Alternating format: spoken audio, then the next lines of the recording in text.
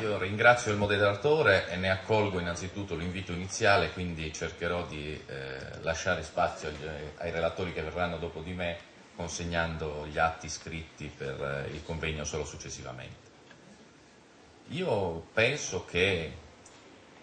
le relazioni fin qui sentite ci consegnino e consegnino alla riflessione, al dibattito che poi immagino si svilupperà, un perimetro abbastanza preciso del tema del convegno odierno. In particolare confermano, se ancora una volta ve ne fosse bisogno,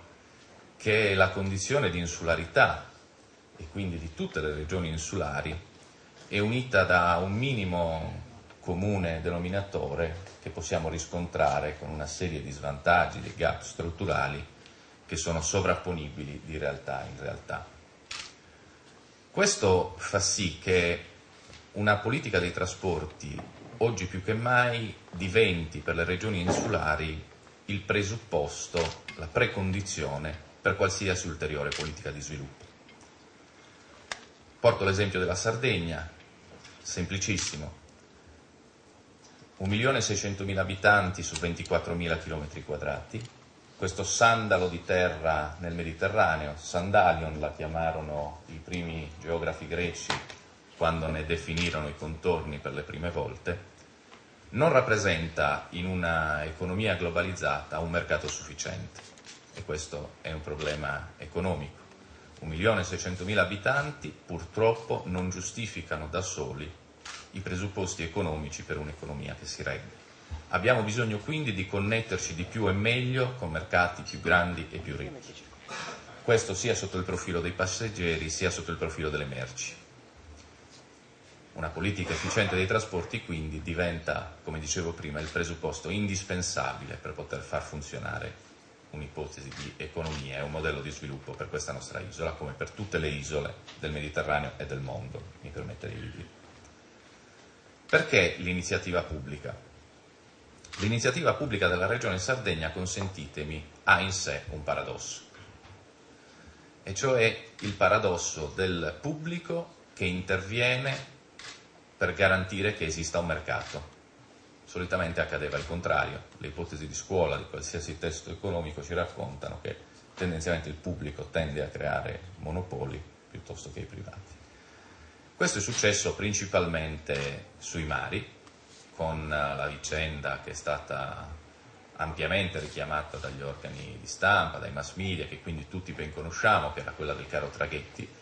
e cioè con l'uscita di scena della più grande compagnia pubblica italiana, la Tirrenia, gli armatori privati, riunitisi in quello che non noi, ma l'Agenzia Garante per la Concorrenza del Mercato Italiano ha definito una concentrazione tesa alla formazione di un cartello,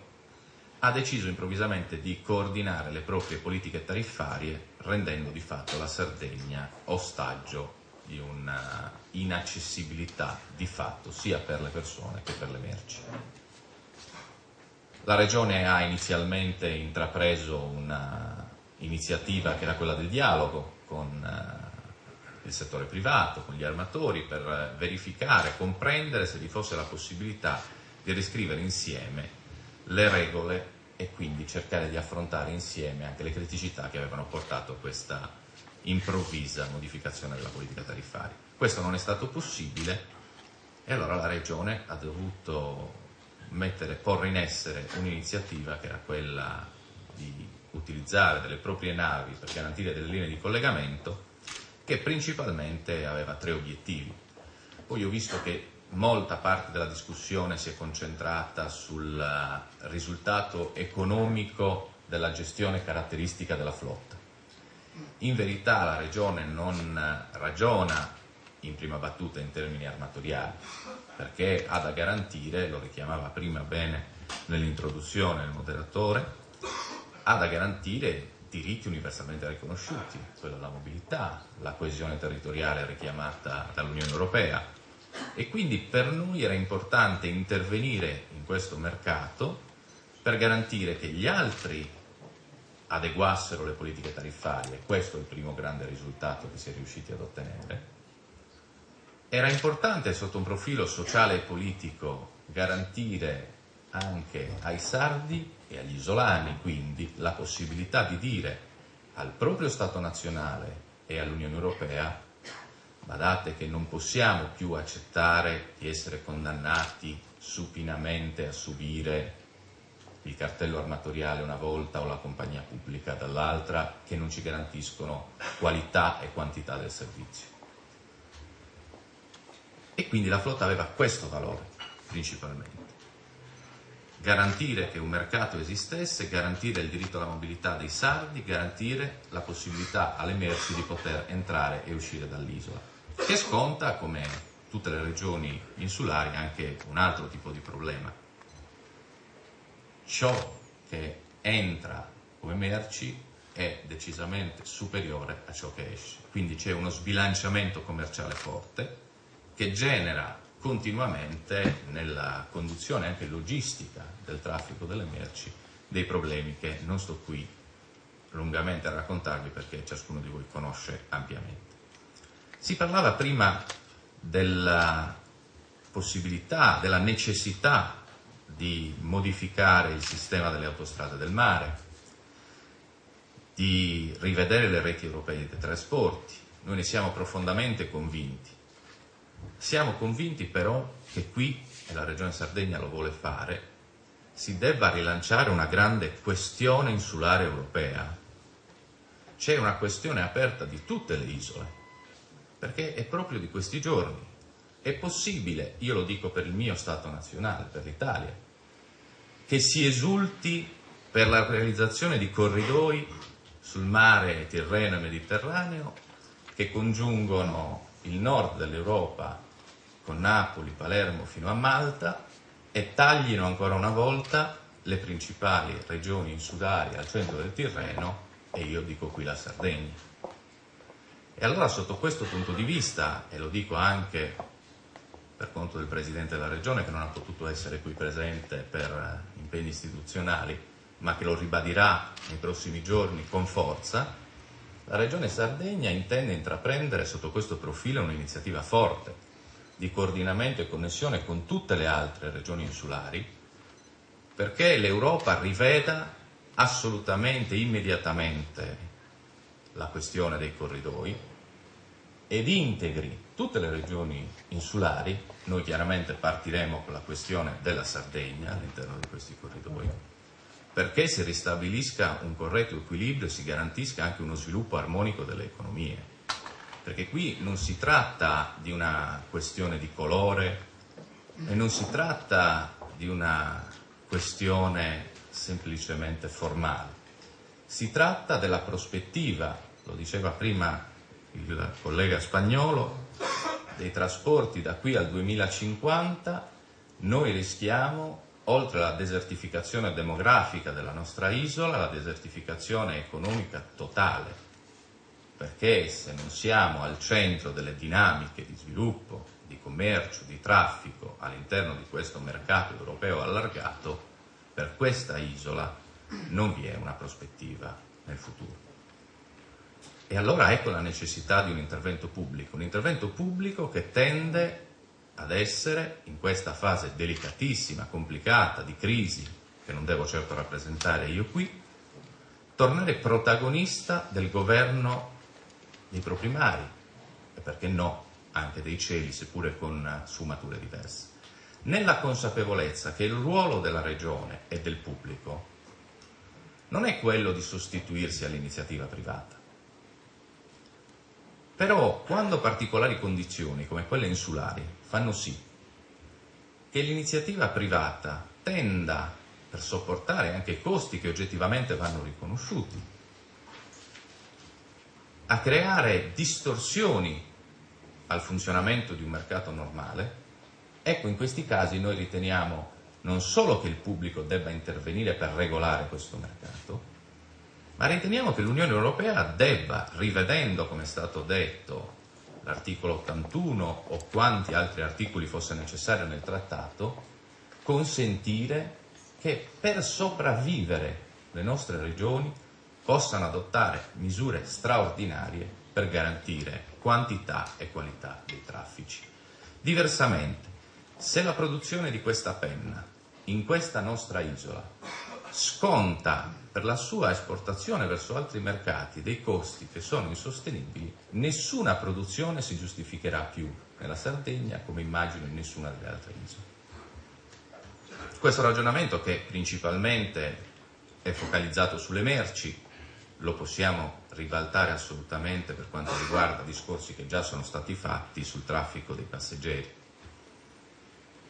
Qui si avverte sempre di più una divaricazione progressiva tra le compagnie tradizionali di trasporto e i vettori, soprattutto nel trasporto aereo low cost. Io credo personalmente che si debba lasciare al mercato e al privato nel settore dei cieli tutta la possibilità di iniziativa possibile, perché bisogna anche riconoscere che laddove il privato riesce a fare meglio del pubblico, su questo non si possa assolutamente andare ad interferire. Ma tutte le volte che c'è la necessità di intervenire per garantire anche condizioni infrastrutturali che consentano l'arrivo del privato, il pubblico deve fare la propria parte e farla fino in fondo. Per cui, cercando di portare a sintesi i ragionamenti e la prospettiva, sotto il profilo del trasporto marittimo, la Regione Sardegna ha intrapreso una iniziativa che la porta a garantire i collegamenti con i principali porti, sia per i passeggeri che per le merci, che si riattiverà da qui alla fine del mese di ottobre, chiarendo fin d'ora che questo non è il fine. Questo è lo strumento che la Regione Sardegna sta utilizzando per ottenere dallo Stato italiano in primo luogo e dall'Unione Europea in seconda battuta che su ogni singola rotta dai per la Sardegna si possa giungere a fare le gare internazionali con l'imposizione degli oneri di servizio pubblico e quindi giungere ad un sistema di mercato aperto completamente ai privati, con delle garanzie chiaramente in termini di qualità del naviglio, quantità, frequenze delle rotte, che siano a tutto vantaggio del diritto della mobilità, del diritto alla mobilità, non solo dei sardi, ma di tutti quanti in Sardegna vogliono arrivare. Il problema fondamentale è se questo è l'obiettivo. Nelle more del raggiungimento di questo obiettivo, che passa attraverso anche una fase conflittuale che stiamo vivendo, con una serie di iniziative intraprese in sede comunitaria, anche in sede giurisdizionale presso i tribunali italiani, nelle more che tutto questo arrivi a definizione, chiaramente non si può attendere senza fare nulla. L'iniziativa pubblica della flotta, in questo senso, tende a coprire e garantire lo spazio di tempo che va da oggi alla definizione di questo processo. Io credo, e avevo promesso che sarò breve e quindi mi avvio a concludere, che chiaramente a questa impostazione le esperienze di altre parti d'Europa e del mondo possano essere senza dubbio importanti per modificare e sempre migliorare le nostre strategie. Certamente in altri tempi avremmo dovuto intraprendere per esempio le battaglie sulla fiscalità. Quasi tutte le regioni insulari d'Europa hanno avuto una politica sull'IVA abbattuta che ha consentito politiche di sviluppo ben diverse dalla nostra. La Sardegna non l'ha avuta, non la si è fatta quando la si doveva fare, quindi scontiamo anche un ritardo in questo senso. Però da oggi partiamo cercando di ottenere il contributo di tutti, ringraziando anche il contributo delle Camere di Commercio, che fanno un ruolo encomiabile in questo senso, di rapsodi, cucitori delle diverse esigenze del territorio, che ci presentano, ci stimolano, ci pungolano a fare di più e sempre meglio. E quindi di questo li ringrazio. Mi auguro che si possa intraprendere un percorso allargato con Insulair anche sul versante europeo. Io credo in definitiva quindi che in un periodo di particolare buio, di crisi, come diceva un vecchio saggio, piuttosto che maledire l'oscurità sia meglio accendere un piccolo lumicino. La Regione Sardegna questo vuole fare e questo vorrà fare, almeno per il tempo che saremo al governo. Grazie. Bene, molte grazie all'assessore Solini.